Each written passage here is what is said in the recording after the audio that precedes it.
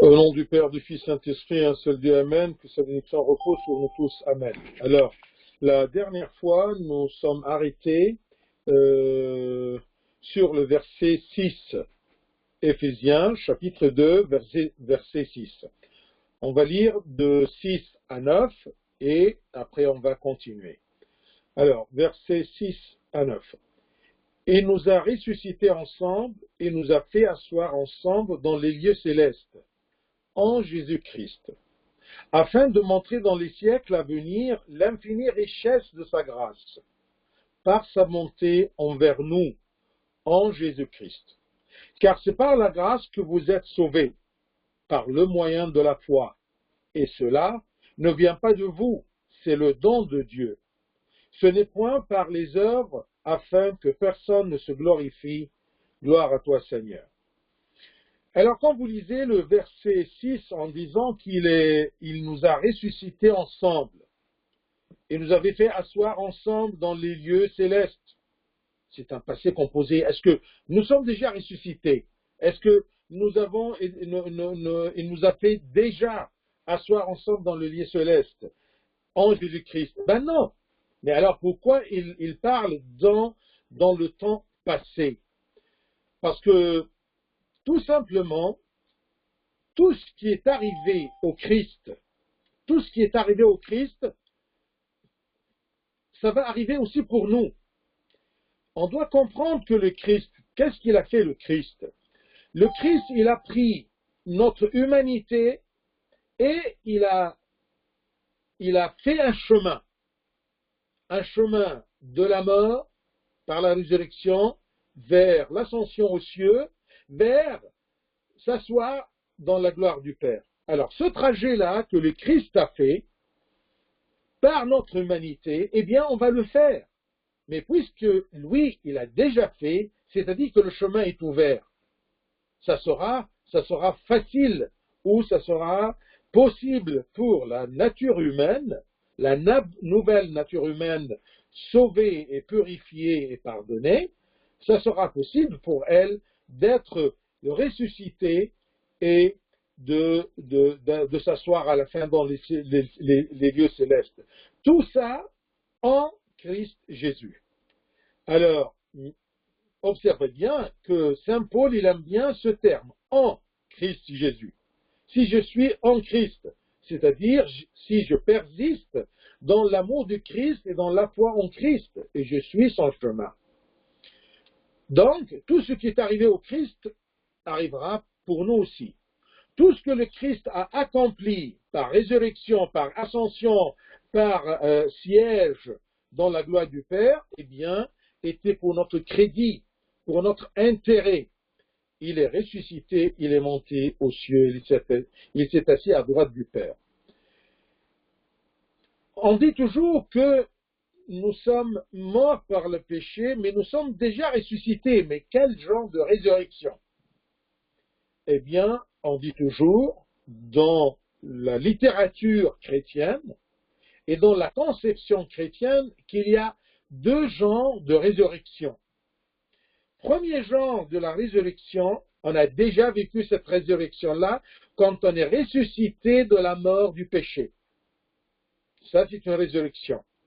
La deuxième résurrection, ce sera la résurrection le jour de second avènement du Christ, quand on va ressusciter avec une chair glorieuse et on va rencontrer, comme on a vu ailleurs, quand on va rencontrer le Christ dans l'air et il va nous amener sur les nuages vers le ciel. Bien sûr, pour être avec lui dans l'air et sur des nuages, on doit avoir une chair glorieuse, c'est-à-dire une chair qui n'est pas terrestre, qui n'est pas de poussière, qui n'a pas cette lourdeur de la chair terrestre. Donc nous sommes morts et nous sommes ressuscités avec le Christ, après qu'il nous a rachetés en payant notre châtiment. Mais notre résurrection maintenant, c'est une première résurrection, c'est la résurrection de la mort du péché, parce qu'on a vu que nous sommes nous étions morts par le péché. Et le péché, c'est un genre de mort, de séparation entre nous et entre le Christ.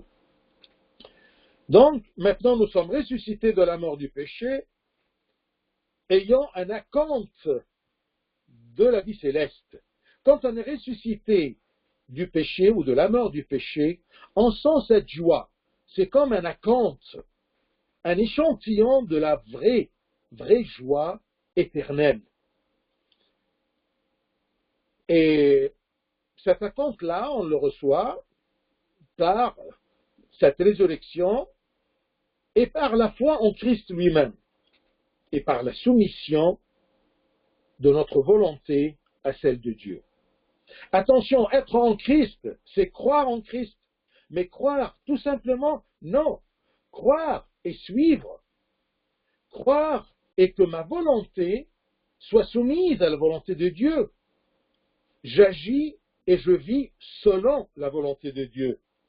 Parce que ma foi doit être différente de la foi de Satan, parce que Satan, il croit bien. Il connaît tout, il croit bien en Jésus-Christ, mais il ne suit pas le Christ. Il ne se soumet pas au Christ. Donc, c'est écrit, vous croyez que en un seul Dieu, Satan y croit aussi. Mais nous, on doit croire et se soumettre à Dieu. Nous ne sommes pas encore assis aux cieux. S'asseoir, quand on dit, ça c'est la résurrection, la première résurrection, c'est ressusciter de la mort du péché. Alors s'asseoir, pourquoi ici dans le verset 6 il dit, il nous a fait asseoir ensemble. Moi, sous-entendu, je sens que il a fait asseoir notre nature humaine. Et c'est pour cela qu'on sera un jour ensemble. Mais on peut considérer, selon les pères de l'Église, que nous sommes déjà assis dans cette gloire-là. Dans quel sens? Dans le sens que s'asseoir signifie avoir le bonheur et la joie, de recevoir les consolations, un repos, une paix intérieure. C'est ça, s'asseoir s'asseoir auprès du Père, avoir une paix intérieure par la résurrection de la mort du péché. Avoir ces consolations de l'Esprit Saint qui agit en nous et qui demeure en nous. Cet Esprit Saint et ces consolations qui s'écoulent sur nous en Christ. Eh bien, ça, c'est un genre de siège dans la joie du Christ, la joie de Dieu, le bonheur de Dieu, s'asseoir dans la gloire de Dieu. Nous sommes glorifiés déjà par le Christ et en Christ. Le Christ s'est fait, par son humanité, notre représentant. Il est notre représentant de cette nature humaine nouvelle. Cette nature humaine purifiée et renée dans le baptême, en Christ. Donc, il est un autre genre d'exprimer ceci, que le Christ s'est fait par son humanité, par son incarnation, notre représentant et notre précurseur aux cieux. Il nous précède sur ce chemin vers l'éternité et vers les lieux célestes. En lui, si je suis en lui, il nous a donné la possibilité, comme je vous ai dit, de monter aux cieux et de s'asseoir à la droite du Père dans sa gloire, de vivre dans les cieux célestes. Donc, c'est comme ça qu'on comprend le verset 6, il nous a ressuscités ensemble. Déjà, je suis ressuscité de la mort du péché. Il nous a fait asseoir ensemble. Il a fait asseoir notre nature. Il a fait ressusciter notre nature. Et il nous a fait asseoir ensemble dans les lieux célestes. Tout ça en Jésus-Christ. Je ne peux rien recevoir hors du Christ. Pourquoi Dieu il nous a fait ça? Pourquoi Dieu a voulu nous donner cette capacité de ressusciter et de monter et de s'asseoir en Jésus-Christ, afin de montrer dans les siècles à venir, dans les fins des temps, l'infinie richesse de sa grâce il y aura un moment où il y aura les gens qui ont cru en Christ, qui ont persisté en Christ, qui ont cru et été soumis à la volonté de Dieu, et d'autres qui n'ont pas suivi le chemin du Christ. Ils n'étaient pas en Christ. Alors, il veut montrer, ça sera une proclamation de cette grâce de Dieu. Et ici, Saint Paul, il décrit cette grâce de Dieu. Ces dons de Dieu, eh bien, elle est infinie, elle est très riche.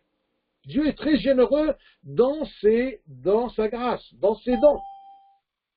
Il n'est pas généreux comme ça, d'une façon humaine ou à une petite générosité, mais en plus il dit l'infinie richesse de sa grâce.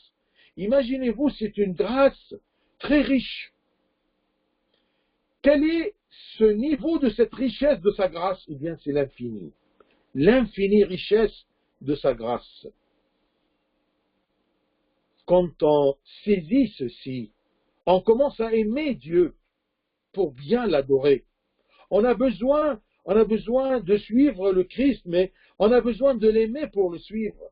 Alors, quand je comprends aujourd'hui, en étudiant la parole du Seigneur, qu'est-ce que Dieu m'a donné? Quels sont les privilèges que Dieu m'a donnés à travers son infinie richesse de sa grâce, par sa bonté envers nous. Il est très bon en nous, envers nous. Toujours dans la messe, on dit il est bon et juste, il est juste et bon. Est-ce que tu sens dans ta vie cette bonté? Est-ce que tu connais la justice de Dieu ou tu ne comprends rien? Alors c'est pour cela qu'on étudie. Qu'est-ce que Saint Paul explique? Il veut nous expliquer que Dieu nous a fait beaucoup de choses. Il nous a ressuscités ensemble, il nous a fait asseoir ensemble. Tout ça afin de montrer dans les siècles à venir. Et dès maintenant, on doit le comprendre, pour le suivre, pour être en lui. À venir, l'infinie richesse de sa grâce par sa bonté envers nous, en Jésus-Christ. Vous voyez, verset 6, il dit en Jésus-Christ.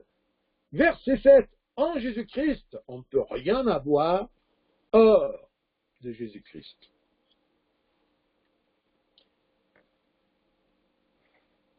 On ne ressuscite pas, on ne monte pas aux cieux si nous ne sommes pas en Christ. Car la condition pour recevoir tout ce que Dieu nous a préparé par sa bonté et par son infinie richesse de sa grâce, nous arrive par l'état d'être en Christ. 8. Car c'est par la grâce que vous êtes sauvés. C'est une autre tournure pour comprendre, pour être sûr de ce que nous avons reçu de notre Dieu céleste, de notre Père céleste, à travers l'incarnation de son Fils et par l'Esprit Saint. Tous ces dons-là, on vit ces dons-là par l'Esprit Saint. Car c'est par la grâce que vous êtes sauvés. Être sauvé, c'est un don pour les chrétiens. Et comment on est sauvé? Par le moyen de la foi. Là, on doit préciser. Est-ce que le salut, c'est une grâce, un don gratuit, ou on doit faire quelque chose? Ou le prix de cette gloire, de cette grâce-là, c'est la foi. Donc elle n'est pas gratuite, je dois croire. Non, attention. Car c'est par la grâce que vous êtes sauvés, par le moyen de la foi. Et cela ne vient pas de vous.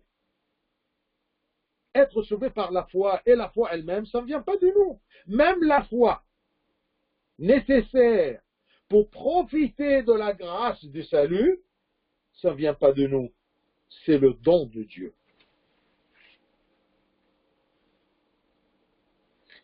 Il y a une grâce qu'on a reçue sans aucun mérite. Mais pour ça, On doit accepter cette grâce. On doit maintenir cette grâce. On doit accepter le don et garder et préserver le don. Parce que sinon, il sera retiré. Comme par exemple, un patron, par bonté et par une grâce infiniment riche, il te donne un poste. Tu acceptes le poste et tu t'arrêtes. Non, tu dois croire en Christ qu'il t'a donné ce don. Tu dois bien estimer la valeur de ce don. Sinon, ça ne sert à rien qu'il te donne ce don. Si vous vous rappelez bien l'exemple que je vous ai donné, eh bien, je vous ai dit, c'est comme un joueur de football. On lui lance une balle.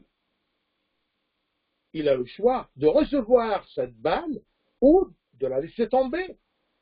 Et s'il reçoit la balle, eh bien, il doit la garder.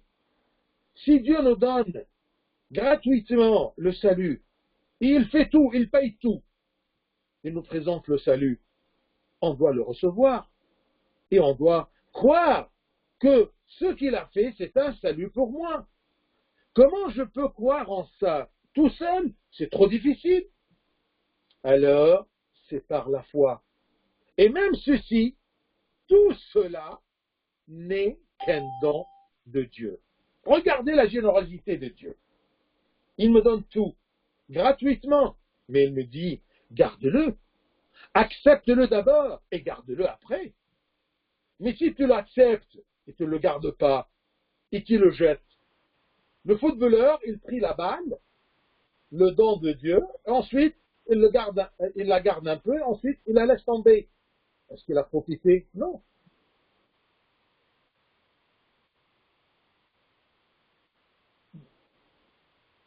Donc, on reçoit le salut comme un don gratuit, sans aucun mérite.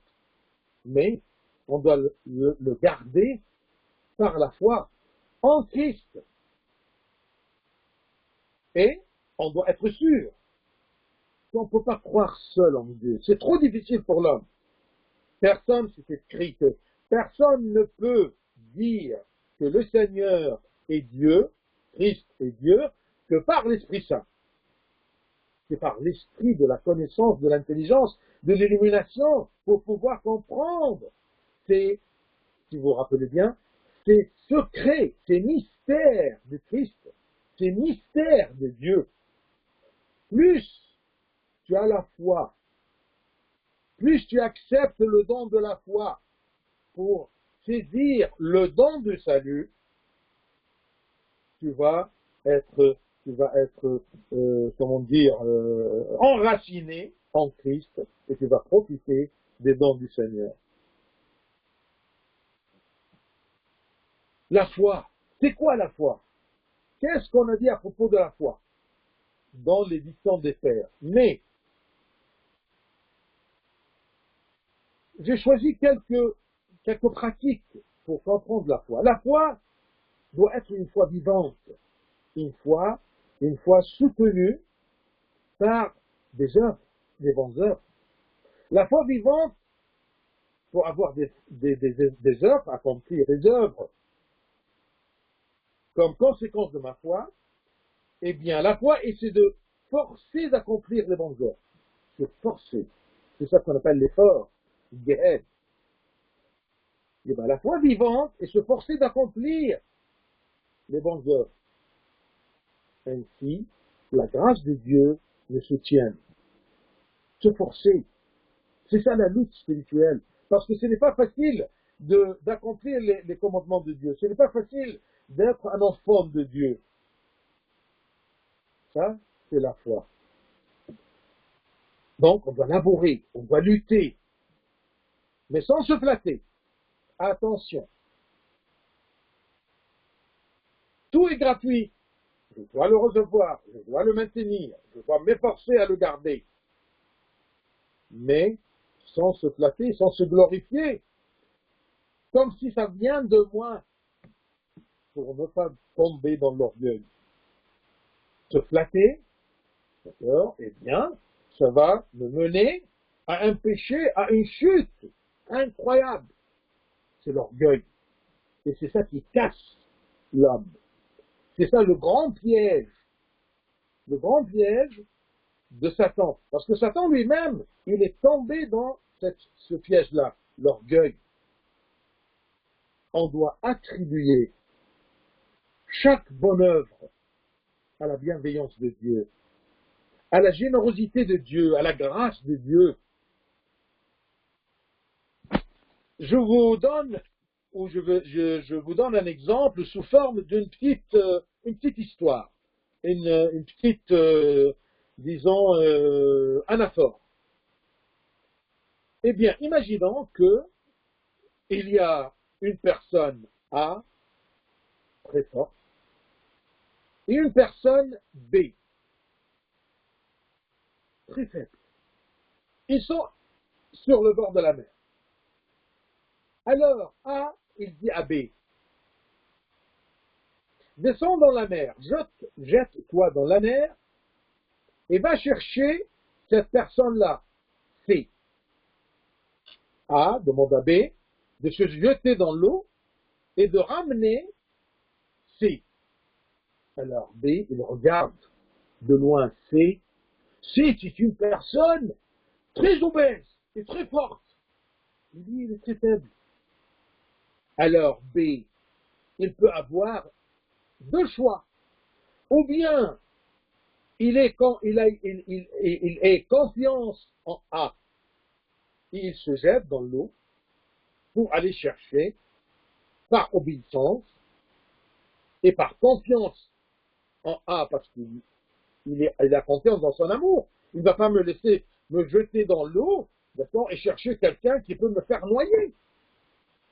Alors B, il se jette dans l'eau. Ou bien il peut choisir, ah non, non, non, non, non, non, non, non, tu demandes trop de A. Alors il laisse A et il s'éloigne. Prenons la première suggestion. Alors B se jette dans l'eau. C'est son effort, c'est sa foi. Et il va chercher C. Et tout d'un coup, il voit qu'il y a une force de la poussée de l'eau. Cette grande personne C est soulagée par la force ou la poussée de l'eau, ce qu'on appelle parfois l'élan de l'eau. Parce qu'il y a une force. Quand tu nages ou tu te lâches comme ça, d'accord, il y a une force de l'eau qui te fait émerger. Alors, puisqu'il a obéi, il est descendu, il a vu qu'il peut facilement ramener C grâce à la force de la poussée de l'eau. Imaginons que, par exemple, ce B, en sortant de l'eau, en ramenant C, il se flatte en disant je te ramenais C par ma force. Sûrement, ce sera un orgueil, parce que ce n'est pas ta force. Tu as trouvé que C est soulagé par l'élan de l'eau, et tout simplement tu as tiré facilement par l'aide de la poussée de l'eau. Alors, c'est quoi l'exemple? A, c'est Dieu. B, c'est quoi? A te demande d'aller ramener ce qui est lourd. Tu le vois de loin, c'est lourd, c'est le commandement, c'est la loi de Dieu. Et la force de pousser de l'eau, c'est la grâce de Dieu qui t'aide. Tout simplement. B, quand il obéit, il a confiance en A. Il est allé pour accomplir la loi qui paraît de loin très lourd et immense et impossible, une porte étroite. Mais en allant par obéissance et soumission et par la foi, eh bien, il s'est rendu compte qu'il y a la poussée de l'eau, la grâce de Dieu, qui m'aide à accomplir la tâche, à accomplir la loi de Dieu. Est-ce possible que moi, B le faible, en sortant de l'eau, après avoir rencontré pour sentir cette grâce de Dieu, la poussée, l'élan de l'eau, est-ce que c'est normal de sortir en se flattant? Je ne peux pas me flatter. Je n'ose pas me flatter. Parce que, A, il connaît tout. 2, il connaît tout. 2, il donne sa grâce. Il connaît la valeur de sa grâce. Alors qu'il ne peut pas se flatter devant Dieu.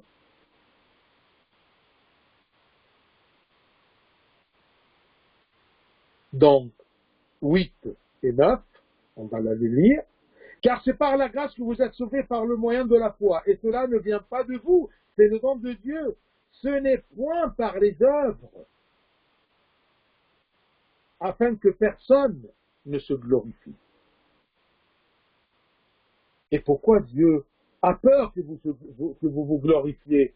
Non pas parce qu'il a peur à propos de sa gloire, ou que tu sois... Non, il a peur pour toi. Si tu te glorifies beaucoup, tu peux tomber, tu peux chuter dans l'orgueil, ce qui mène à la perdition. Il y a un verset qui dit, avant la chute, l'orgueil. Avant la perdition, l'orgueil. C'est ça qui mène à la perdition. L'orgueil, un piège de Satan. Donc, moi, B, j'obéis à A, et je descends par la force de la poussée de l'eau, l'élan de l'eau, je peux ramener la loi de Dieu et accomplir les œuvres de Dieu. C'est ça 9. Continuons, on va lire de 10 à 17. Et on va voir ce qu'on peut dire. Moi, j'ai mis dans la tête que notre conférence sera entre une demi-heure, 40 minutes. Et je vais m'arrêter, même si je ne continue pas. Parce que quand je continue tout ce que je veux dire, ça prend beaucoup de temps et ça prend de votre part un très grand effort de concentration. Alors, je préfère que ça soit peu, mais concentré, et on ait un bon temps pour vos questions. De 10 à 17. Lisons ensemble.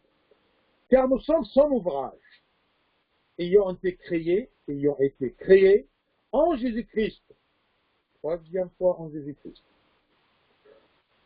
On est créés en Jésus-Christ pour de bonnes œuvres que Dieu a préparées d'avance, afin que nous les pratiquions. C'est pourquoi vous, autrefois païens dans la chair, appelés incirconcis par ceux qu'on appelle circoncis, et qui le sont en la chair par la main de l'homme. Souvenez-vous que vous étiez en ce temps-là sans Christ, privés du droit de cité en Israël, étrangers aux alliances de la promesse, sans espérance et sans Dieu dans le monde. Mais maintenant, en Jésus-Christ, vous qui étiez jadis éloignés, vous avez été rapprochés par le sang du Christ, car il est notre paix. Lui qui, des deux, n'en a fait qu'un. Les deux, ce sont les nations et les Juifs. Et qui a renversé le mur de séparation, l'inimitié, ayant anéanti par sa chair la loi des ordonnances dans ses prescriptions, afin de créer en lui-même, avec les deux, un seul homme, nouveau, en établissement la paix, et de les réconcilier, l'un et l'autre, en un seul corps, avec Dieu par la croix, en détruisant par elle, par la croix, l'inimitié. Il est venu annoncer la paix à vous, qui étiez loin, et la paix à ceux qui étaient près. Gloire à toi, Seigneur. Verset 10. Car nous sommes son ouvrage. L'homme a été créé d'abord, et ensuite, il est créé par son père, ses parents biologiques. Ça, c'est la première création. Maintenant, nous sommes créés comment? Nous sommes renouvelés, nous sommes renés.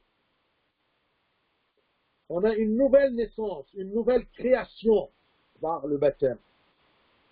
L'homme, c'était toujours l'homme avec les yeux, son nez, mais la nature a changé. Une minute.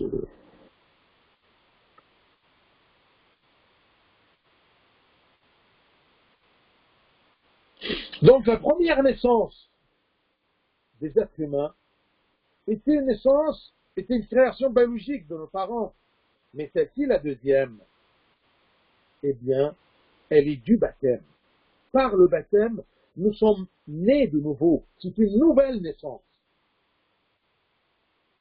Car nous sommes sans ouvrage, ayant été créés en Jésus-Christ. Attention, parce que la première création, nous étions créés par Jésus-Christ, par la parole de Dieu, par la parole, par la sagesse de Dieu. Mais ici, il nous dit, nous sommes sans ouvrage, ayant été créés en Jésus-Christ, une nouvelle création en Jésus-Christ. Nous étions créés, nous étions sans ouvrage par sa sagesse. Jésus-Christ, l'incarné, n'était pas encore incarné. C'était l'hypostase du Fils. Sa divinité. Mais aujourd'hui, nous sommes sans ouvrage ayant été créés en Jésus-Christ. Il nous a créés de nouveau pour quoi faire? Pour de bonnes œuvres. Pour accomplir de bonnes œuvres.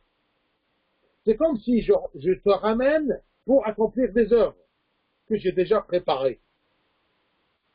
Car nous sommes sans ouvrage, ayant été créés en Jésus-Christ pour de bonnes œuvres que Dieu a préparées d'avance, afin que nous les pratiquions. Il nous a donné une nouvelle vie, il nous a recréés en Jésus-Christ par le baptême, tout simplement pour se comporter, pour vivre selon des nouvelles œuvres, de nouvelles bonnes œuvres que Dieu a préparées d'avance. Ce n'est pas le hasard. Donc ici, l'apôtre insiste sur l'importance de bonnes œuvres. Verset 9, il nous a dit, ce n'est point par les œuvres, afin que personne ne se glorifie. Ça, c'est un autre contexte. C'est le contexte de ne pas se flatter. C'est par moi que j'ai accompli la loi de Dieu, ou alors je marche dans les bonnes œuvres. Non, c'est toujours par la grâce. Rappelez-vous l'élan de l'eau. Mais ici, il nous dit que nous sommes créés, recréés par Dieu, renés par Dieu, la nouvelle naissance, tout simplement pour accomplir des bonnes œuvres. Alors l'enseignement, parce qu'il y a des églises, même des églises apostoliques, ils ont commencé à enseigner que la foi suffit pour être sauvé. La grâce de Dieu, il nous a sauvés par son amour et sa grâce infiniment grande. Et moi, je ne fais rien. Cet enseignement-là est très dangereux, parce que ça va mener à la paresse et à la lassitude qui engendreront l'indescendance et la débauche. Quand je m'éloigne, quand je ne fais rien, eh bien, c'est comme la voiture qui s'est arrêtée sur une pente, elle descend, elle chute.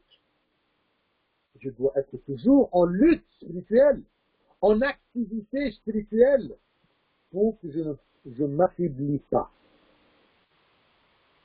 Celui qui est en Christ, c'est une nouvelle nature. Et cette nouvelle nature est capable d'accomplir n'importe quelle bonne œuvre que Dieu nous demande de faire, nous a préparé de faire d'avance. Comment être en Christ? Vous avez vu comment comment saint Paul il parle en Christ, en Christ. En Christ et hors du Christ. Hors du Christ, tu es perdu. En Christ, tu peux tout. En Christ. Pas par tes œuvres, mais par la grâce de Dieu. Comment être en Christ? Être en Christ, c'est-à-dire être enraciné en Christ, j'ai besoin de me forcer de faire les bonnes œuvres. C'est un cercle. Dieu me donne, j'accepte, je lutte pour garder à travers les bonnes œuvres. Regardez Matthieu 11, 12. Qu'est-ce qu'il nous dit? Le Christ nous dit, depuis le temps de Jean-Baptiste jusqu'à présent, le royaume des cieux est forcé. Pour avoir un héritage dans le royaume des cieux, eh bien, je dois prendre ceci, le royaume des cieux est forcé. Je le prends par force, par lutte. Et ce sont les violents qui s'en emparent. Ce sont les violents qui s'en emparent. Emparés du royaume des cieux par violence. Violence dans le sens de lutter, de s'efforcer. Dieu, pour qu'on ne se lasse pas, il doit nous donner un rôle. Même si c'est un petit rôle, et moi comme très faible, je l'accomplis, mais par la grâce de Dieu. Et en accomplissant cette lutte, et ces œuvres, et ce bien, et ces commandements, je sens la poussée de la grâce de Dieu qui me soutient. Celui qui commence par s'efforcer aboutira à la joie, et à la fin, il s'asseyera dans les lieux célestes avec le Christ. Mais on doit lutter, on doit œuvrer, on doit labourer, selon ce que Dieu nous a préparé. Dieu, avant de nous créer, nous a préparé de bonnes œuvres qu'il voudrait que nous les accomplissions. Et il nous a créés pour les accomplir, pour notre bien, pour notre éternité, pour notre salut. Il n'a pas besoin à ses œuvres, parce qu'il est très généreux, il donne tout. Tant que nous sommes en Christ, nous accomplissons les bonnes œuvres par lui.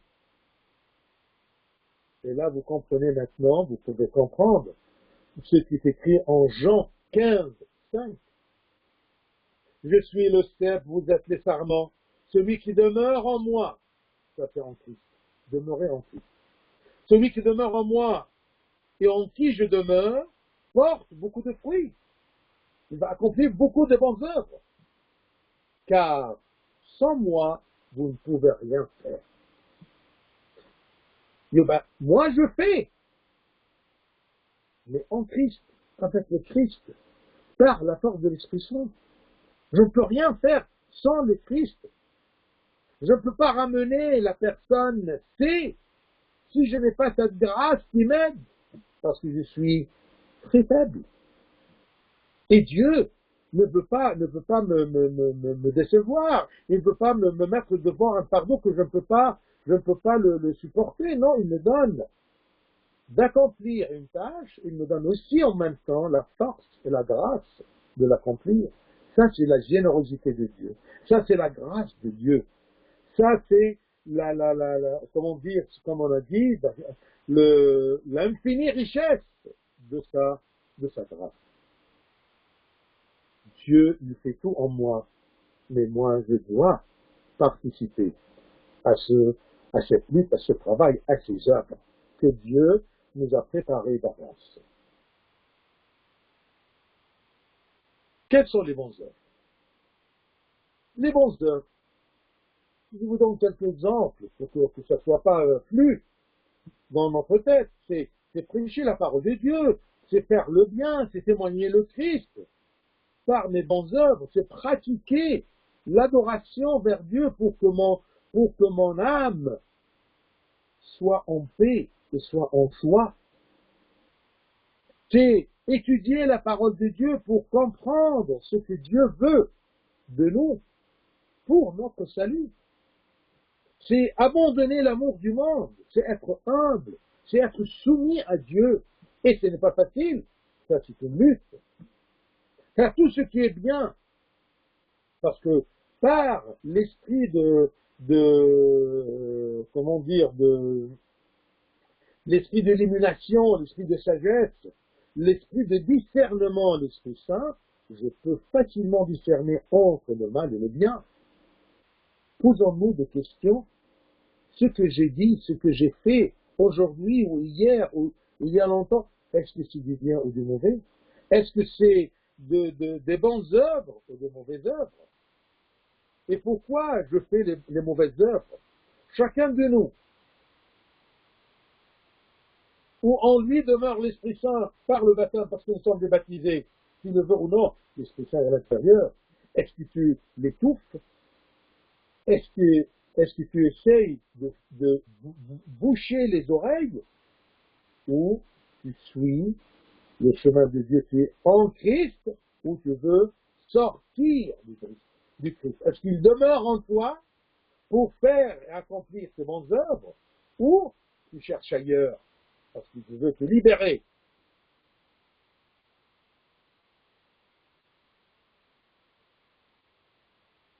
Car nous sommes son ouvrage ayant été créés en Jésus-Christ pour de bonnes œuvres que Dieu a préparées d'avance afin que nous les pratiquions. C'est pourquoi vous, je vous ai dit, attention, dans le langage de Saint Paul, quand il dit vous, c'est-à-dire il parle aux nations qui sont devenues chrétiens. Et quand il dit nous, il parle à propos des Juifs qui sont devenus chrétiens. Mais il y a un contexte dans la pensée de Saint Paul que vous devriez comprendre. C'est que Saint Paul, il ne veut pas que les chrétiens tombent dans l'orgueil. Quels sont les genres de chrétiens qu'il a devant lui? Il a les nations qui se flattent et taquinent les chrétiens d'origine juive en leur disant, eh bien, vous aviez la loi et Moïse et tout ça, et vous étiez refusés de Dieu. Alors, ils se flattent. Nous sommes venus au christianisme, mais on n'a pas fait ce que vous avez fait. Alors, Saint Paul, il leur dit, attention, vous les nations, on va voir ce qu'il leur a dit. Et en même temps, les juifs se flattent, les chrétiens d'origine juive. Ils se flattent en disant, oh, vous les nations, vous n'aviez rien du tout, nous avions Moïse et la loi. Et... il leur dit, attention, vous les chrétiens d'origine juive, vous aviez eu tout ceci, tous ces privilèges, et vous étiez infidèles. Et malgré toutes ces grâces-là, vous avez renié le Christ. De cette façon, il joue sur les deux volets pour qu'il garde les chrétiens d'origine des nations en état d'humilité et de respect des autres et d'amour des autres, et les juifs aussi, qu'ils respectent les chrétiens qui viennent des nations. Alors, il parle ici à propos des nations. C'est pourquoi vous, les chrétiens d'origine nation, vous autrefois païens dans la chair. Pourquoi il souligne ceci? Parce que chez les Juifs, il y avait quelque chose de très important, la circoncision. C'est pas le signe qui était du peuple de Dieu, et c'était l'honneur des Juifs. C'est pourquoi vous, autrefois, païens dans la chair, et vous étiez appelés incirconcis. Qui vous a appelé comme ça? Par ceux qu'on appelle circoncis, par ceux qu'on appelle juifs.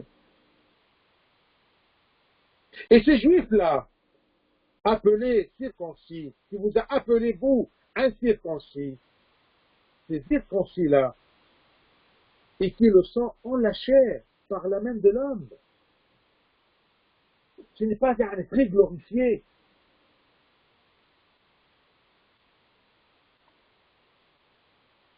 Alors, c'est incroyable ce que le Christ a fait. Ce que le Christ a pu faire. Il a rassemblé ces deux antagonistes, les Juifs et les nations. C'était une querelle, une inimitié entre ces deux groupes incroyables. Eh bien, le Christ a pu rassembler ces deux-là dans une seule et unique Église. Un seul corps, qui lui était la tête. Donc les Juifs appelaient les nations les incirconcis par humiliation, même parce qu'ils n'étaient pas considérés de peuple de Dieu, ils les appelaient les chiens. Même le Christ, comme juif, il a utilisé ce terme-là avec la femme canéenne, parce que tant que tu n'es pas juif, tu es de nation. Nous, les Égyptiens, nous les Coptes, nous sommes les descendants des nations, des pharaons. Et les Juifs se considéraient qu'ils sont seuls le peuple de Dieu. Ils avaient Moïse, la loi de Moïse, la circoncision et le temple. Ce sont les quatre choses dont ils se flattaient. Et personne, il n'acceptait pas que quelqu'un touche à ces quatre-là. Moïse, ou la loi, ou la circoncision, ou le temple. C'est pour cela qu'ils ont condamné le Christ en disant qu'il est contre Moïse et la loi. Quand il a dit, je vais détruire le temple et la temple, ne touche pas. Et au commencement du christianisme, il y avait un mouvement des gens qui voulaient circonciser les nations avant d'être chrétiens. Mais aujourd'hui, si j'ai un bébé qui n'est pas circoncis, maintenant, eh bien, je peux le baptiser, pas de problème.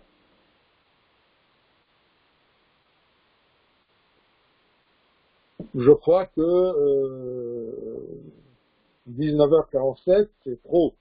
Alors, je vais m'arrêter là, verset 11. Mais on le relit. C'est pourquoi vous, autrefois païens dans la chair, appelés incirconcis par ceux qu'on appelle circoncis, et que le sont en la chair par la main de l'homme. Moi, je peux me considérer comme, aujourd'hui je suis chrétien, mais si je suis hors du Christ, je veux me considérer comme un païen. Je veux écouter ceci comme si c'était adressé à moi, que je suis, entre guillemets, hors du Christ, si je suis, que Dieu ne veuille pas, que je suis hors du Christ. Je serai païen, appelé incirconcis. Et on va voir ceci, le reste, la prochaine fois. Que le Seigneur nous garde, nous protège, et illumine nos yeux et nos cœurs pour connaître la richesse de sa grâce. Gloire à lui éternellement. Amen.